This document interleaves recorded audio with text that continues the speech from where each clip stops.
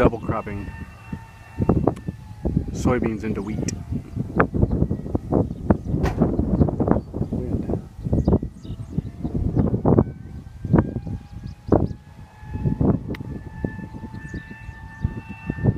This is the old home place.